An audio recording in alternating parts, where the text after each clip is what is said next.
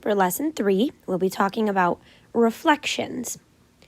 And actually, to begin the discussion on reflections, we need to think back to something that we learned in our last unit called opposites. Okay? So here we have a number line, and we're going to use this number line to fill out the table that's just underneath it. Okay? So the opposite of 6, we know, would be -6. So if we're here at 6, its opposite is over here at -6. And what that means is that both of those numbers are 6 away from 0. So that makes them opposites. It's just in different directions. Okay? So the opposite of -5 would be 5 for the very same reason.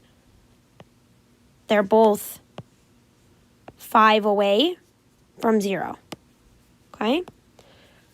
Two numbers that are 3 away from -1.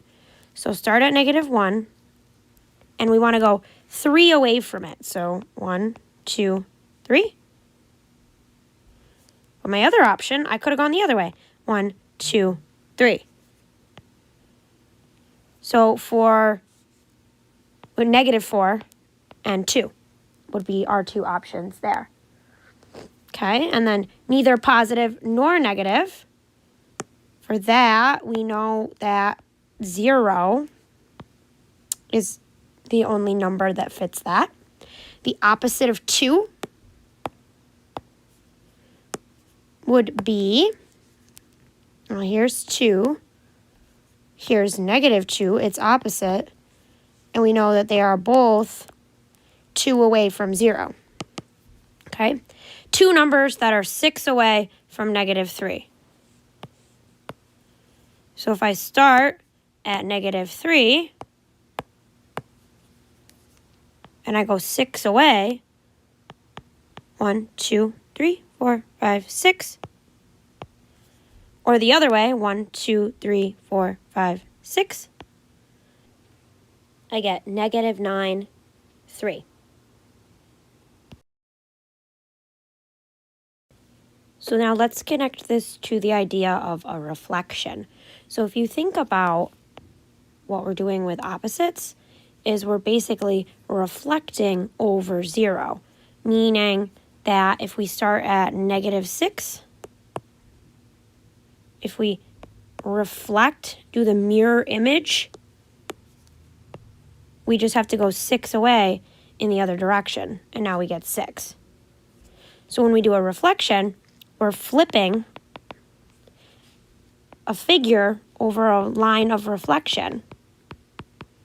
So it's not just one point, and it's not just that one single axis, okay? And we do this to create a mirror image. Each reflected point of the figure should be the same distance from the line of reflection, but on the opposite side. So connecting that to our number line, opposites are the same distance from 0, but on opposite sides. With a reflection, it's just slightly more complicated because it's not 0, it's a whole line that we're flipping over. Okay? So let's label this is X, this is Y, X, Y, X, Y. So my flip has crossed over which axis? Looks to me like it's the y-axis. So our line of reflection is the y-axis. And now here, we flipped over the x-axis. So that's our line of reflection. And then in number 3, this flip crossed over the y-axis. So that is our line of reflection. Okay? So now in number 4, we have points instead. So if I go from one point to the new one, original to new, it definitely crossed over the x-axis. So that is our line of reflection. Okay? The original point is already labeled as 3, 4. The new point is 3, -4. I'm just getting that from right here. what do you notice? If you look, need a lighter color here. If you look, isn't it 4 and then it becomes -4 and everything else is exactly the same? So there's actually a rule where the sign's going to change. So you can say sign of y value changed, or it became its opposite. So 4 became its opposite, -4. Okay, so now if we want to do a reflection, there is an easy way to do this that we're going to look at in a second, okay? So a reflection of an original shape or an original point is noted with an apostrophe. And this is just a way to label so that we can keep things straight, okay? So A prime, that's how we read that. It's A with an apostrophe next to it. And you could have B prime, C prime, like that. So in our example here, number 5, we're going to reflect over the x-axis, okay? So here's our x-axis. And our original points are all here, so we can figure out what they are. So it looks like point A is -7, 7. Point B is -3, 7. Point C is -3, 1. And point D is -7, 1. Now, we could manually flip this over. What I mean by that is we can look at this axis and say, okay, so C is just up 1, so let me make it go down 1 instead. C prime. D is up 1, so let's make it just go straight down 1. D prime. Right? So this is an option. And then B was all the way up 7, so instead of up 7, let's go down 7, straight down. That's B prime.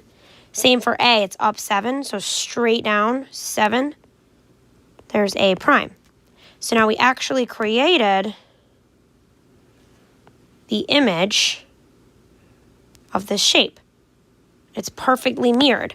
But there's actually a trick to do this faster with our coordinates. Ready? If you flip over the x-axis, the y values turn into their opposites. So that's the rule. If you flip over the x, the y values become their opposites. Okay? So -7 stays the same, -3, -3, -7. All the x's stay the same when you flip over the x. But the y's become their opposites. So opposite of 7, opposite of 7, opposite of 1, opposite of 1. And those are our new points. And if we were to actually check, they are exactly where we drew them.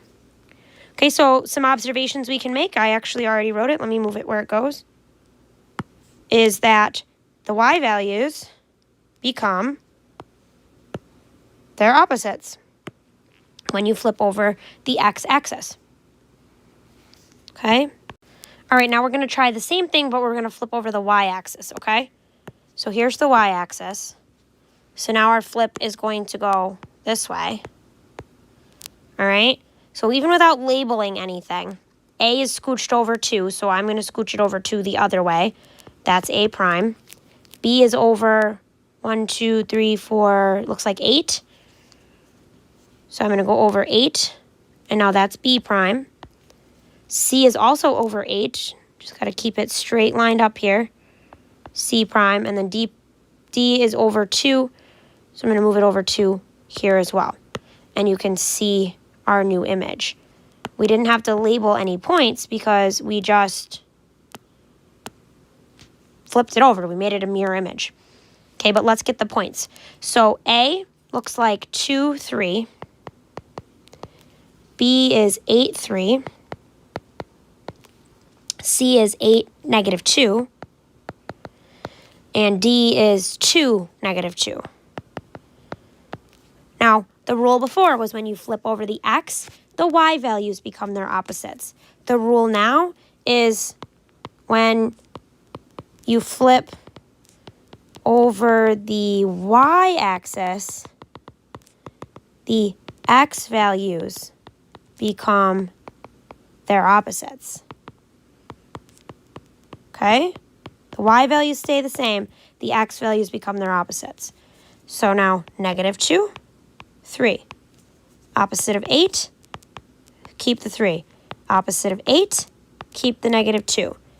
Opposite of 2, keep the negative 2. And there you have it.